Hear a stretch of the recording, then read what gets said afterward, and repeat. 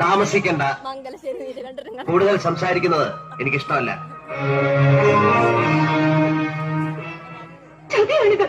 അതെ, ചതിയും കള്ളവും എല്ലാം ഞാൻ പ്രയോഗിക്കും.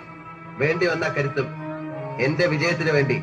ചില കളികള് ഞാൻ ജയിക്കാൻ വേണ്ടി മാത്രമാ കളിക്കണേ. നിർബന്ധ ബുദ്ധി കാട്ടരുത്. പഠിത്തം കഴിഞ്ഞു വന്ന എന്റെ മോളുടെ അരങ്ങേറ്റാ ഇന്ന് നടക്കേണ്ടത്.